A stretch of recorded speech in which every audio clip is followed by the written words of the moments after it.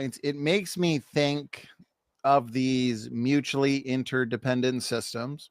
God says he created everything very good in light of a lot of what you presented in your talk, Dr. Sholders. We have these mutually interdependent systems, like you're talking about DNA, RNA, proteins, everything having to be there at the same time. Or a good example would be your DNA repair enzymes that are necessary to fix DNA lesions. From my understanding, a single cell in a single day can experience up to 1 million DNA breaks, and we have trillions of cells. Okay, but the information for those DNA repair enzymes are in the DNA itself. So what came first, the DNA or the DNA repair enzymes? And so I see this as a mutually interdependent system where they both have to be there at the same time. How could blind, random evolutionary processes like selection, mutations, genetic drift, gene flow, all these mechanisms they talk about, create those systems, Aaron? Well, so selection can't. Yeah. Because it has to be there to start selecting. Right. Right. So the idea, right, when we talk about the arrival of the first organism, they'll start to talk about an RNA world, which Dr. Tour, James Tour, I don't know if I'm sure that you've interacted at least with his content, maybe even had him on a show, I don't know. But he'll he's an organic chemist in synthetic organic chemistry that has taken on the origin of life research, in particular in abiogenesis, and has demonstrated, I think, rather conclusively that they're not even close to being able to describe how not only just RNA can come together, but how the building blocks of RNA could come together given the conditions that they posit as the start of biological complexity. And then, how do you get from that to DNA, and how do you get from that to RNA, to protein, not to mention have that all come together in a cell and then produce life, right? And he'll even go on, and say, well, I'll go so as far as to give you the DNA, I'll give you the RNA, I'll give you the protein, I'll give you everything. You produce life from something that's not life. Show me how you can do it. Just experimentally do that, and it can be done. Right. So, and then when we talk about natural selection, and certainly Richard Dawson's, the blind watchmaker. I mean, he puts an entire book together, calling natural selection the blind watchmaker. The thing is that for natural selection to work, it has to have something there to start off with. Okay, it doesn't work on chemical systems. It works only on the living organism. Okay, and it has yet to be demonstrated, at least in my understanding, has yet to be demonstrated that it can create entire systems. It can modify systems.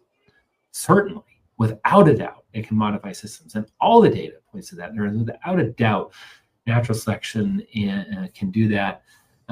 But can it create something? And have we experimentally demonstrated that, right? So when we start to look at the data for its ability to create things, we start to just compare one system to another and say, well, this, because it's like this, came from this, right? So modifying, I'll ask this, and Sam, I know you got a question. This is really good material here. Modifying systems that came about through design and creation. So it's not like, well, there was modification to get those systems. No, those systems were there, and now there's been modification over time, but creating those systems, adding the necessary complexity, that's where the evolutionist struggles. That's where the field of neo-Darwinian evolution struggles. Yes. Right. So when we look at it from a molecular standpoint, okay, it's very difficult to experimentally demonstrate that the processes of neo-Darwinian evolution, meaning natural selection acting upon random mutation and genetic drift, can create entirely new systems. They can modify them, but they have a very difficult time creating them. Okay, undergoing what we would consider molecular innovation. Right. So, like when you think about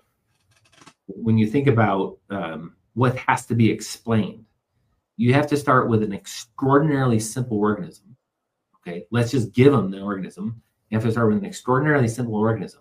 Now natural selection can start to work. Okay, but that natural selection has to be able to you have to be able to demonstrate that it's going to lead to molecular innovation on a scale, on an enormous scale.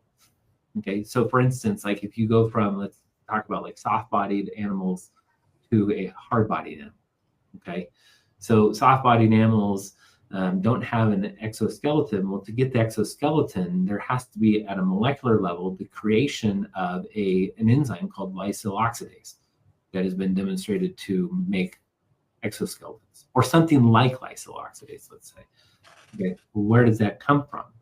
Okay, well, again, you get to looking at the aspects of natural selection, and to go from, let's say, some enzyme, that has some sequence to an enzyme that exhibits the features of lysyl oxidase. We've never really demonstrated that can happen experimentally. We've only said that this enzyme looks like this enzyme, and therefore there was some mutational path that we don't know what it is, and we can't demonstrate that it's happened, but it had to have happened because it's here, right? But it's just a comparison, and there's no experimental data to it, if that makes sense. That's good. Yeah, I appreciate